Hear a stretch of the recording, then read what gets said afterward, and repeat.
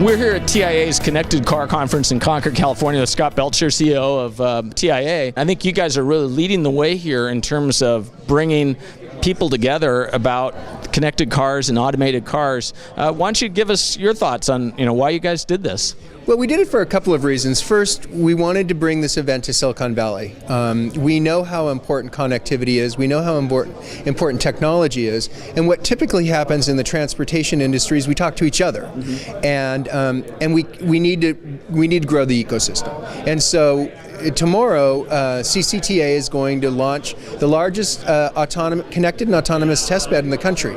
We wanted to tag on to that and to bring companies that would normally not be here and expose them to the business opportunities associated with connected and autonomous vehicles. Well, and you did a great job of that this last panel. In fact, you just had a variety of panelists from different companies, different experiences. Yeah, we had the last panel was a panel of analysts who are looking and advising people about investing in the space. And what we heard is that companies are invested in this space. And you've heard that from General Motors, but you've heard it from a whole host of other companies. NXP is here. They're making chips for 5.9. I mean, you're seeing major investment in the space and major growth. Well, and that was one of the things, we may not be able to go to our dealer and buy this autonomous car today, but the investments are being made now for years from now, right?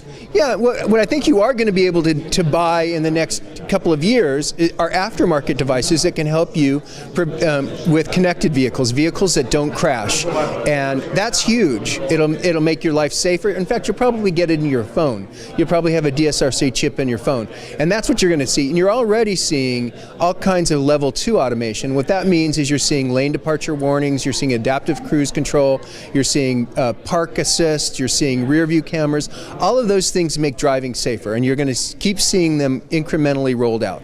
And safety clearly was a theme, but another one was security. And you get connectivity, and that was top of mind, it seemed. It really is. People are very concerned about keeping the network. I mean, this is all based on networks, right? We're talking Wi-Fi, we're talking 4G, LTE, DSRC. Those are all different networks, and when you're talking about people in cars, the last thing you want is the car to be hacked and people to be put at risk. So security is a really big concern. One of the things that I realized is that we talk a lot about last mile on the telecommunications side. Their last mile is they call backhaul, right? It's getting it from that street light, I guess, back to where the data's processed. And I'm just wondering what opportunities you see maybe for the local carriers in that world. That's such a great question. So the way the Connected Vehicle Program works is they're going to mandate vehicle-to-vehicle communication over DSRC. That's it. And so when you go from the vehicle to the roadside and you go to the roadside to the roadside, it's just basic machine-to-machine or IoT. So there's going to be huge opportunities for local providers. I mean, that's where the business is going to come. And that's why we're here, actually, is to try to expose companies to new business opportunities. Because those are not going to be on DSRC, that's going to be on 3G, 4G, LTE, because they don't have the same latency requirements and they don't have the same security requirements or reliability. And the experiential aspects of it, which some of the speakers spoke of, I mean, entertainment and information are going to be very big things as we go down the line, right? Every automobile manufacturer right now has got a platform that is connecting to the internet, that's connecting to the cloud.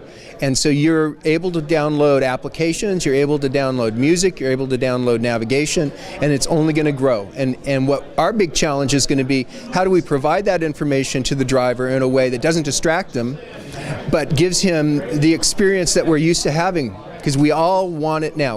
We're digital all the time now. Yeah, and that brought up some interesting ideas on how the driver experience will change. Will they become kind of non-attentive, right? Well, yeah. I mean, you heard two really interesting things. One person was talking about his recent experience where he's driving a highly automated vehicle, and he found himself getting a little bit relying on the technology, and that's a very big concern.